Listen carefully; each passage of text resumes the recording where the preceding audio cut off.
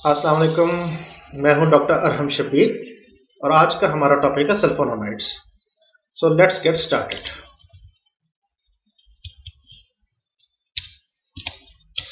आज हम part 3 discuss कर रहे हैं सल्फोनामाइड्स का, जिसमें हम एडवर्स इफेक्ट्स को जो है डिस्कस करेंगे। इससे पहले पार्ट 1 और पार्ट 2 में हम classification, clinical uses, mechanism of action और रेजिस्टेंस के मैकेनिज्म जो है वो साथ साथ एंटीमाइक्रोबियल स्पेक्ट्रम जो है डिस्कस कर चुके हैं। तो एडवर्स इफेक्ट में सबसे पहला एडवर्स इफेक्ट जो है वो क्रिस्टल यूरिया है। क्रिस्टल यूरिया में यूरिन जो है क्लाउडी हो जाता है, जिसकी वजह यूरिन में क्रिस्टल्स का अपीयर होना है, खासतौर पर ऐसे पेशेंट्स में जो डिहाइड्रेटेड हो और या यूरिन की पीएच जो है वो एसिडिक हो। तो इसका सोल्यूशन क्या है? दो प्रॉब्लम्स हैं तो सोल्यूशन भी दो ही हैं। पेशेंट को हाइड्रेट किया जाए, इतना हाइड्रेट किया जाए कि कम से कम डेली वॉल्यूम ऑफ यूरिन जो है उसका वो 1.2 लीटर्स होना चाहिए एडल्ट में। और दूसरे नंबर पे जो यूरिन की पीएच है उसको अल्कलाइनाइज करने की कोशिश की जानी चाहिए। इसके लिए सोडियम बाइकार्बोनेट की इन्फ्यूजन जो है वो यूज की जा सकती है। नेक्स्ट पे हाइपर सेंसिटिविटी रिएक्शंस हैं। 2 to 5% पेशेंट्स में रिपोर्ट होते हैं। ये माइल्ड भी हो सकते हैं, मॉडरेट भी हो सकते हैं, सीवियर भी हो सकते हैं। ये mostly in the form of rashes होते हैं, अर्टिकेरिया हैं जो कि माइल्ड और मॉडरेट में क्लासिफाई होते हैं, और ड्रग फीवर हो सकता है। अर्टिकेरिया में ये आप यहाँ देख सकते हैं कि एक सडन आउटब्रेक होता है जिसमें पेल ये रेड किस्म के बम्प्स बन जाते हैं स्किन पर। ये आप देख सकते हैं तो ब्लिस्टर्स बने हुए हैं, बम्प्स बने हुए हैं पेल येलो कलर के, और ये स्वोलन है। So it is a form of hyper sensitivity reaction.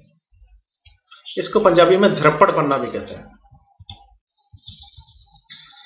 Then haematopoietic system के डिसऑर्डर्स हैं। ये भी हाइपर सेंसिटिविटी रिएक्शन की वजह से होते हैं, जिसमें हीमोलिटिक एनीमिया हो सकता है। हीमोलिटिक एनीमिया में रेड ब्लड सेल्स जो हैं वो डैमेज हो जाते हैं।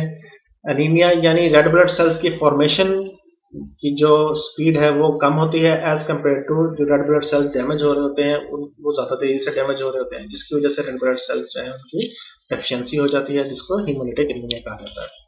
एप्लास्टिक एनीमिया ये एक बोन मैरो का डिसऑर्डर है जिसमें स्टेम सेल्स जो है उनकी डेफिशिएंसी हो जाती है, जिसकी वजह से न सिर्फ रेड ब्लड सेल्स बल्कि व्हाइट ब्लड सेल्स और प्लेटलेट्स तीनों सेल्स जो है इनकी डेफिशिएंसी हो जाती है।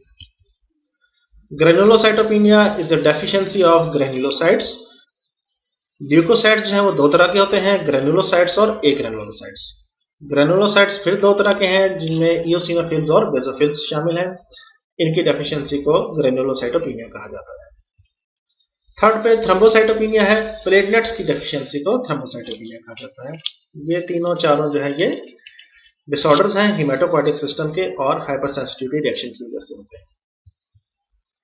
फिर कोई ऐसा पेशेंट जो genetically glucose 6 phosphate dehydrogenase deficiency में मुब्तला है, उसको अगर सल्फोनामाइड्स प्रिस्क्राइब किए जाएंगे तो हीमोलिटिक रिएक्शंस के चांसेस उसमें ज्यादा है।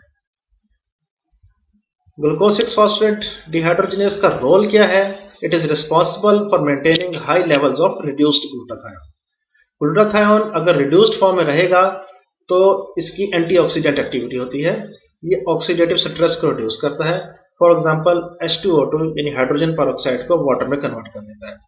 अगर ग्लूकोज 6 फॉस्फेट डिहाइड्रोजिनेज की डेफिशिएंसी हो जाएगी, उससे ग्लूटाथायोन फाइनली रिड्यूस्ड फॉर्म में अवेलेबल नहीं होगा, जिसकी वजह से एंटीऑक्सीडेंट मैकेनिज्म जो है वो अनअवेलेबल हो जाएगा और ऑक्सीडेटिव स्ट्रेस जो है वो हिमोलिसिस काज कर सकते हैं।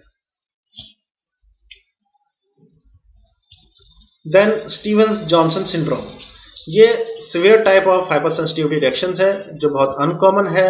Less than 1% of the treated cases में ये रिपोर्ट हुआ है।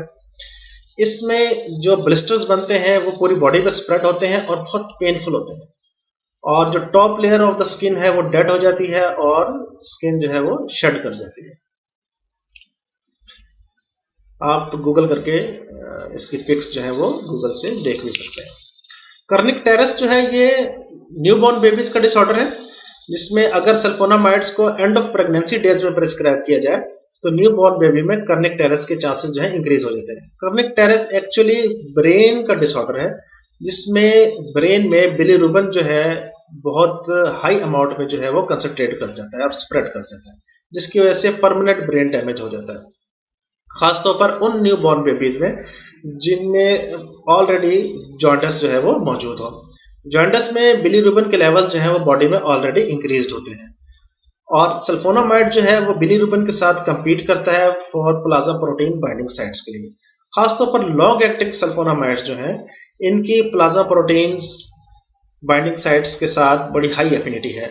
तो एक न्यूबॉर्न बेबी जिसका पहले से बिलीरुबिन लेवल हाई है, उसको अगर सल्फोनामाइड्स मदर को अगर प्रिस्क्राइब किए गए तो इसमें चांसेस हैं कि सल्फोनामाइड जो है वो प्लाज्मा प्रोटीन्स बाइंडिंग साइट से डिस्प्लेस कर देंगे बिलीरुबिन को, और बच्चे में बिलीरुबिन का लेवल जो खासा ज़्यादा हाई हो जाएगा, जिसकी वजह से परमानेंट ब्रेन डैमेज के चांसेस जो है वो बढ़ जाएंगे और कर्निक-टेरस हो सकता है। अब यहाँ इंपॉर्टेंट पॉइंट है जो याद रखने का, वो ये है कि ये सल्फोनामाइड्स जो हैं ये एक्चुअली सल्फर ड्रग्स हैं, और जितनी भी सल्फर ड्रग्स हैं ज़्यादातर के साथ हाइपर सेंसिटिविटी रिएक्शन जो है वो रिपोर्टेड है।